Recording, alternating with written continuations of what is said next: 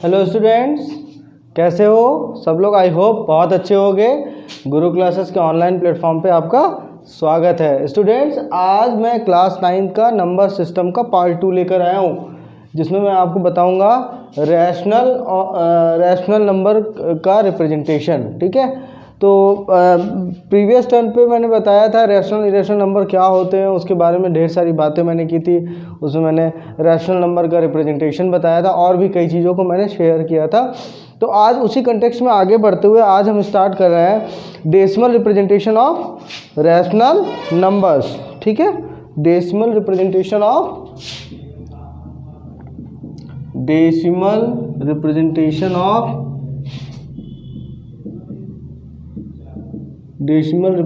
Of rational numbers. अब students, इसका क्या मतलब है डेसिमल रिप्रेजेंटेशन? देखो, होता क्या है, रैशनल नंबर की बात आएगी तो जाहिर सी बात है रैशनल नंबर हमारा कैसे होता है। रैशनल नंबर जो होता है हम सभी जानते हैं दैट इज p/q के फॉर्म में होता है ना स्टूडेंट्स। वेयर देखो, इसमें दो चीज़ें होती हैं। इसमें भाई q does not equal to 0 होना चाहिए, वो तो हम जानते हैं, क्योंकि q अगर 0 हो गया तो इन्फाइनाइट हो जाएगा। अगर q जो है 2 की पावर m और 5 की पावर n के फॉर्म में है तो कौन सा होगा? वो टर्मिनेटिंग होगा। क्या होगा? टर्मिनेटिंग होगा, टर्मिनेटिंग डेसिमल नंबर होगा। ये क्या होता है? जिसमें आपका पॉइंट के एक फिक्स डिजिट के बाद वो मतलब कुछ डिजिट के बाद वो पूरी तरीके से कैंसिल आउट हो जाएगा। और अगर if q does not equal to 2 की पावर m इंटू 5 की पावर n है, देन जो नंबर होगा नॉन टर्मिनेटिंग होगा, नॉन टर्मिनेटिंग। ठीक है स्टूडेंट्स, अब हमें इसी के कंटेक्स्ट में क्वेश्चन देखना है। ठीक है, तो आइए क्वेश्चन देख लेते हैं। एनसीईआरटी का ही क्वेश्चन है। Express 7/8 express 7/8 use in decimal form using long division method. तो स्टूडेंट्स, आप तुरंत यहाँ पे आप क्या वाच करोगे? जो 7/8 है तो ये नीचे वाला जो है उसको क्या लिखो? 7/2 का क्यूब। यहाँ पे 5 नहीं है, 5 नहीं मतलब इंटू में 5 की पावर 0 लिख सकते हैं। तो ये 2 की पावर m और 5 पावर n के फॉर्म में है कि नहीं? देखो तो किस वाले केस में आ रहा है? इसमें टर्मिनेटिंग वाले केस में आ रहा है ना। तो टर्मिनेटिंग वाले केस में आने का मतलब सिंपल सा है कि ये टर्मिनेट होगा। ठीक है, तो ये है, ये क्या बता रहा है? 2 की पावर m इंटू 5 की पावर n फॉर्म। सो टर्मिनेट होगा, टर्मिनेटिंग डेसिमल नंबर। ओके, अब ये टर्मिनेट होगा तो ये टर्मिनेट होकर क्या देगा उसको देख लेते हैं। ठीक है, तो जब ये टर्मिनेटिंग डेसिमल नंबर है तो हम इसको सॉल्व करते हैं।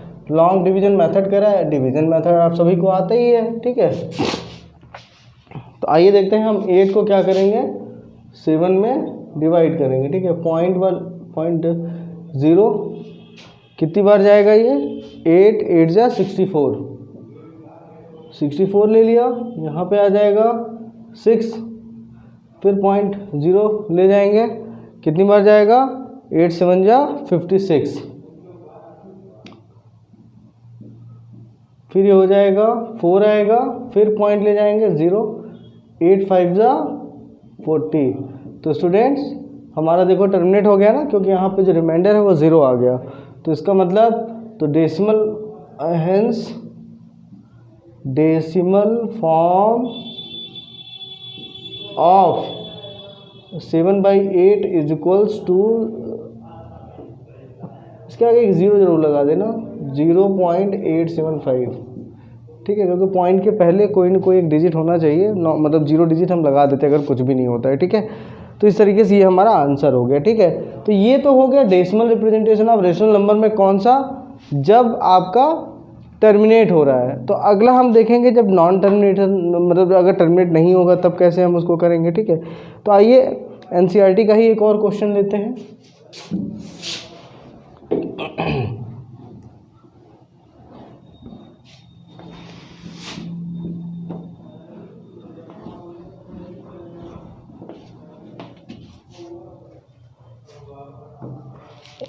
जैसे क्वेश्चन हम ले लेते हैं, find the decimal representation of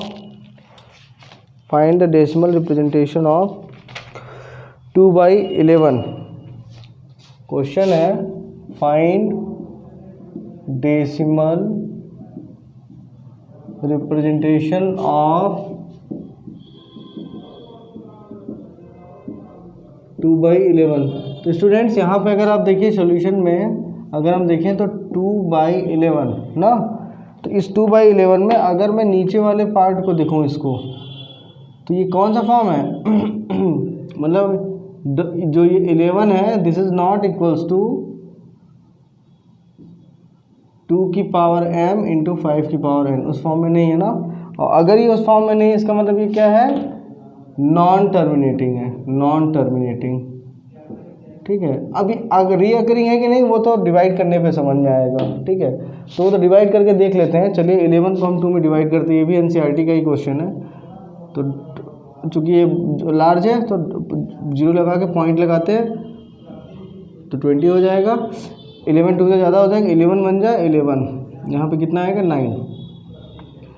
फिर पॉइंट पर यहाँ 0 लगाएंगे, 11 8 जा 8 टाइम्स जाएगा 88, फिर यहाँ 2 आ जाएगा, फिर 0 आएगा, फिर 1 टाइम जाएगा, फिर यहाँ पे आ जाएगा 11 बन जाए 11, फिर यहाँ पे आपका 9 आएगा, फिर 0 होगा। और हमें दिख रहा है ये चीज़ कि अब जो है ये ऐसे ही रिपीट होगा, मतलब 18।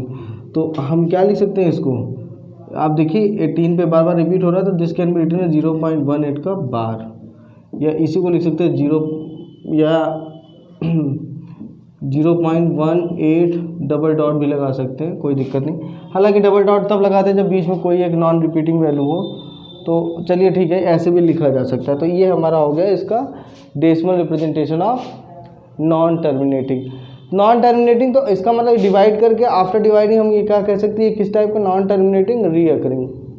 कौन सा है, रीअकरिंग डेसिमल नंबर। तो स्टूडेंट रीअकरिंग है कि नहीं है ये तभी पता चलेगा जब हम डिवाइड करेंगे, ठीक है student.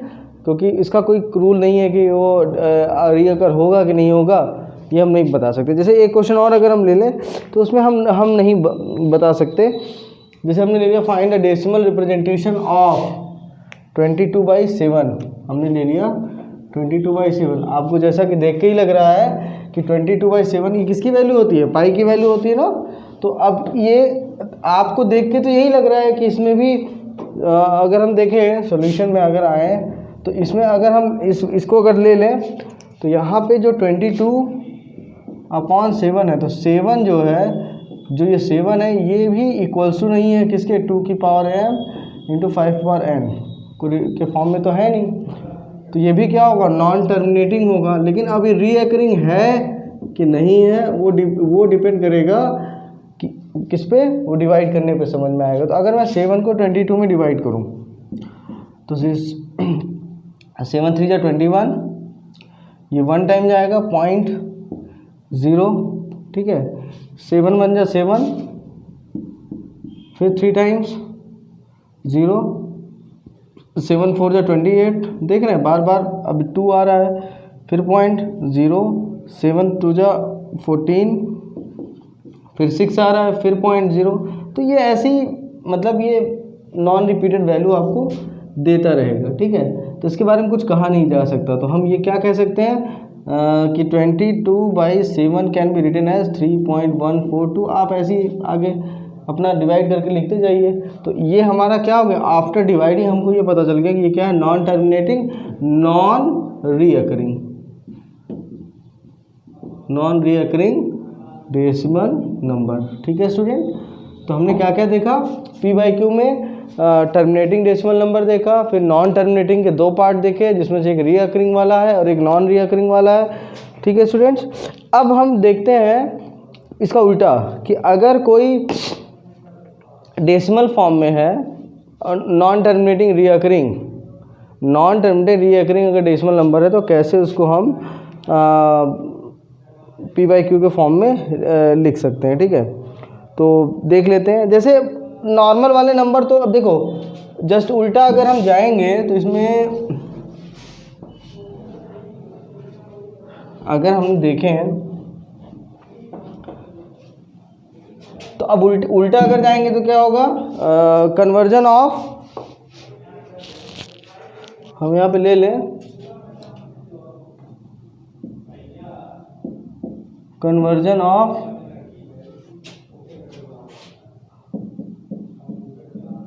Decimal number into rational number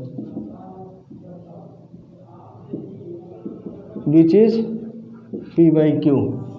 ठीक है, इसको हमको ऐसे कन्वर्ट करना है। तो कन्वर्ट करने का मतलब ये है कि अगर कोई भी ऐसा ले लेते हैं, जैसे हमने ले लिया 15.75, पहला हम ऐसे ले लेते हैं। इसमें पहला होगा टर्मिनेटिंग डेसिमल नंबर। तो अगर हम टर्मिनेटिंग डेसिमल नंबर लेंगे तो क्या होगा, यहाँ पे जैसे हमने ले लिया 15.75, ठीक है, डेसिमल फॉर्म में है, ये टर्मिनेटिंग दिख रहा है हमें क्योंकि यहाँ रिपीट तो हो नहीं रहा है। तो this can be written as 1575, decimal की जगह 1 और जितने डिजिट है उतने 00 लगा देंगे। ठीक है, अब इसमें अगर डिवाइड करके देख लेते हैं कितना डिवाइड हो सकता है, तो 5 से कैंसिल आउट होगा, तो 5 3 जा 15, फिर आपका 5 1 जा 5 और 5 5 जा 25। ठीक है, ये आ जाएगा 5 2 जा 10, 0 315/20। ठीक है, उसके बाद ये 5 से फिर कैंसिल आउट होगा, 5 6 जा 30, 5 3 जा 15 एंड दिस विल बी 5 4 जा 20। So this is the P by Q form. ये हमारा P by Q form. P by Q form में तब तक हम रिड्यूस करते हैं जब तक कि ऊपर और नीचे कोई भी कॉमन वैल्यू नहीं होनी चाहिए। यहाँ पे देखो 63 और 4 में अब कुछ भी कॉमन वैल्यू नहीं है, तो वही होता है P by Q form. P by Q form का मतलब अगर मैं आपसे कहूँ कि 3/6, ये पी बाई क्यू फॉर्म नहीं है। क्यों? क्योंकि अभी ये कैंसिल आउट होकर क्या हो सकता है 1/2, ये है पी बाई क्यू फॉर्म। ठीक है, ये पी बाई क्यू फॉर्म है, याद रखना। This is not P by Q form. P by Q form का मतलब होता है कोई भी कॉमन वैल्यू नहीं होनी चाहिए न्यूमरेटर और डिनोमिनेटर में। ठीक है, इसको ध्यान में रखना। अच्छा, ये तो टर्मिनेटिंग हो गया। दूसरा हमारा क्या होता है, नॉन टर्मिनेटिंग।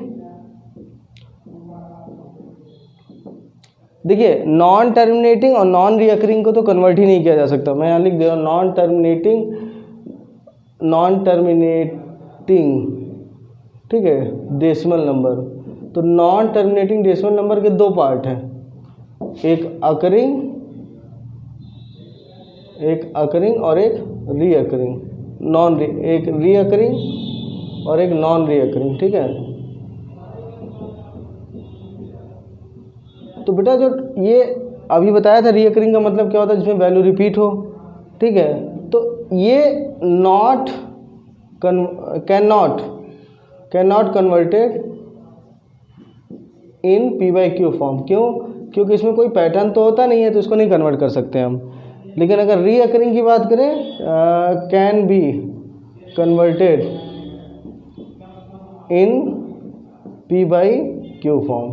ठीक है, इसको पी बाई क्यू फॉर्म में हम कन्वर्ट कर सकते हैं। ठीक है, तो इस पर एक क्वेश्चन ले लेते हैं और उस क्वेश्चन को हम आपको समझा देते हैं कि कैसे कन्वर्ट किया जाता है।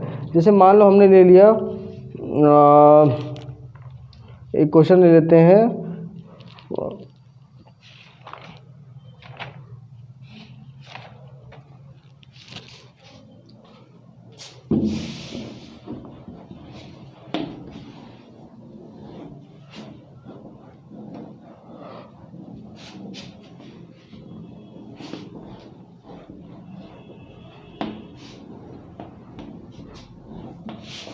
ओके, जैसे हमने क्वेश्चन ले लिया, कन्वर्ट 3.318 का बार in P by Q form, ये हमें कन्वर्ट करना है। ठीक है, तो आइए सॉल्यूशन में आते हैं। तो हम इसको एज्यूम कर लेंगे लेट x बराबर 2.318 का बार। So this can be written as 2.3181818 ऐसी डॉट डॉट डॉट डॉट चलिए इसको 1 मान लो। सबसे पहला काम आप क्या करोगे कि पॉइंट के राइट में कोई भी नॉन रिपीटेड वैल्यू नहीं होनी चाहिए, ठीक है। अगर वो है, अगर नहीं है तब तो कोई दिक्कत नहीं, लेकिन अगर है तो पहले उसको लेफ्ट में ले आओ। तो यहाँ पे 3 जो है वो रिपीट नहीं हो रहा है ना, तो उससे मैं क्या, इसको 3 को इधर लाने के लिए कितने मल्टीप्लाई करेंगे 10 से, तो मल्टीप्लाई बाई 10, ठीक है। तो 1 में क्या करेंगे, मल्टीप्लाई बाई 10 करेंगे तो क्या आ जाएगा 10x is equals to 23.181818 dot dot dot. This is the equation number 2। अब उसके बाद आपको क्या करना है, उसमें उस डिजिट को पकड़ना है जितना डिजिट रिपीट हो रहा है। तो कितना रिपीट हो रहा है 1818, तो एक पूरा का पूरा पार्ट आपका फिर इधर आएगा, तो उसके लिए कितने से मल्टीप्लाई करना पड़ेगा 100 से। तो अब क्या करेंगे 2 में कितने से मल्टीप्लाई करेंगे 100 से, तो कितना आ जाएगा 10 into 100 1000 x is equals to 2318.1818 dot dot dot, ठीक है। This is the equation number 3। अब हम क्या करेंगे 3 और 2 को माइनस कर देंगे, ठीक है। क्यों माइनस करेंगे, क्योंकि इसमें फ़ायदा क्या होगा, पॉइंट के बाद 181 इसमें भी है और 1818 इन्फाइनाइट तक इसमें भी है। तो पॉइंट के बाद जो यहाँ है वही यहाँ है, तो माइनस होने पे इधर राइट वाला पॉइंट के बाद वाला दोनों में कैंसिल आउट हो जाएगा। तो फ्रॉम इक्वेशन 3 माइनस 2, तो जैसे ही माइनस करोगे तो यहाँ पे देखते हैं क्या होता है। यहाँ पे हमारा हो जाएगा 1000x minus 10x is equals to, इधर राइट वाला तो कैंसिल आउट हो जाएगा और बचेगा क्या 2318 माइनस 23, तो this will be 990x is equals to